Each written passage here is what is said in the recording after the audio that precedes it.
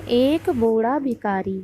हर दिन एक भिखारी दरवाजे के पास आकर भीख मांगता था और घर का मालिक हमेशा घर के बाहर आते ही उसे देखकर फिर जाया करता।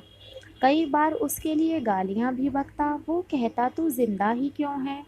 पूरी जिंदगी ऐसे ही भीख मांगेगा क्या? धरती का बोझ बना बैठा है। और कभी कभी उसे भिखारी को गुस्से में वह धक्का भी मार दिया करता। इतना कुछ हो जाने के बावजूद भिखारी के मुंह से सिर्फ यही निकलता कि भगवान तुम्हारे पापों को माफ़ करे। एक बार सेठ को धंधे में बड़ा नुकसान होने की खबर मिली। सेठ बहुत परेशान था कि तभी उसके दरवाजे पर वही भिखारी आया। गुस्से में अपना आपा खोते हुए सेठ ने उस भिखारी को पत्थर दे मारा। पत्थर लगने के कारण भिखारी का सर फूट गया और उसके सर से खून बहने लगा। फिर भी दर्द से कराहते हुए भिखारी ने इतना ही कहा, भगवान तुम्हारे पाप को माफ़ करे। भिखारी वहाँ से चला गया। सेठ सोच में पड़ गए।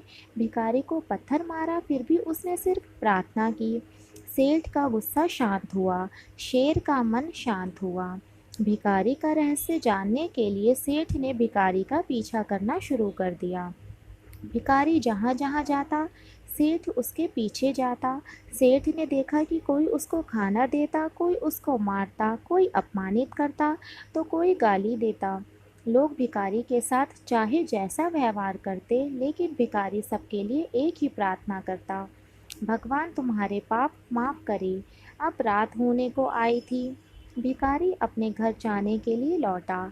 वो अपने घर गया, लेकिन सेठ अभी उसका पीछा ही कर रहा था। एक पुरानी टूटी हुई खटिया पर एक बूढ़ी औरत लेटी हुई थी। काफ़ी कमज़ोर और बीमार लग रही थी। वह भिखारी की पत्नी थी। अपने पति को वापस आता देख वह खाट से उठ खड़ी हुई। पत्नी ने अपने पति के भीख वाले कटोरे में देखा, उसमें सिर्फ आधी बासी रोटी थी। उसे देखकर वह बोली, आज बस इतना ही मिला? और हाँ, आपके सिर से खून निकल रहा है, ये चोट कैसे लगी? बूढ़ा भिखारी बोला, आज बस इतना ही मिला। किसी ने कुछ दिया ही नहीं। सब ने गालियां दी और एक नए पत्थर भी फेंकना शुरू कर दिया। इसीलिए मेरा सर फट गया। एक गहरी ठंडी सांस लेकर बूढ़ा भिखारी फिर से बोला, यह मेरे पापों का ही फल है। तुम्हें याद है कुछ सालों पहले हम कितने अमीर थे? क्या कुछ नहीं था हमारे पास? हमारे पास हर चीज़ ज़रूरत से ज़्यादा थी, लेकिन हमने कभी दान नहीं दिया। और उससे भी बुरा हमने उस अंधे भिखारी के साथ किया जो हमारे द्वार पर भीख मांगने आया करता था। बूढ़ी पत्नी की आंखों में आंसू आ गए। वह बोली, हाँ, हम उस बेचारे अंधे के साथ बहुत बुरा करते थे। उसका अपमान करते थे, उसे खाने के लिए रोटी की जगह कागज़ दिया करते, उसका मजाक उड़ाया करते और कभी कभी मारा भी करते। मैंने कभी उसको रास्ता नहीं दिखाए। एक बार मैंने उसके मुंह पर मिट्टी भी फेंकी थी और वह हमेशा दुखी होकर यही कहता कि भगवान तुम्हें तुम्हारे किए की सज़ा देगा। भगवान तुम्हारे पापों की सज़ा ज़रूर देगा। उसका श्राप सच हुआ और हम इस दुख भरी ज़िंदगी में आ गए। भिखारी बोला, हाँ, उसका श्राप सच हुआ, इसीलिए मैं किसी को बद्दुआ नहीं देता। चाहे कोई मेरे साथ कैसा भी बर्ताव करे, मैं हमेशा उसके लिए प्रार्थना ही करता हूँ। मैं नहीं चाहता कि कोई भी हमारी जैसी ज़िंदगी का अनुभव करे, किसी को भी हमारे जैसे दुखों का सामना करना पड़े। वो नहीं जानते कि वह कितना बड़ा पाप कर रहे हैं, इसीलिए अनजाने में हुए पाप की ऐसी सज़ा किसी को भी मिले, मैं नहीं चाहता।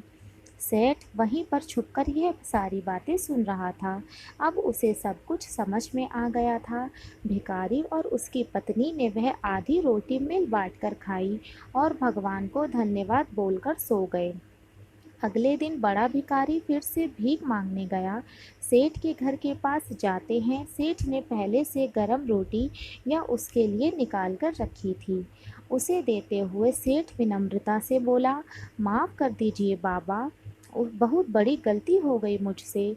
बूढ़ा भिखारी बोला, भगवान तेरा भला करे। इतना कहकर वह आगे निकल गया। दोस्तों, ये वीडियो आपको कैसा लगा हमें कमेंट बॉक्स में लिखकर ज़रूर बताएं। वीडियो को लाइक करें, ज़्यादा से ज़्यादा शेयर करें और हमारे चैनल पर नए हैं तो चैनल को सब्सक्राइब करना बिल्कुल नहीं भूलें।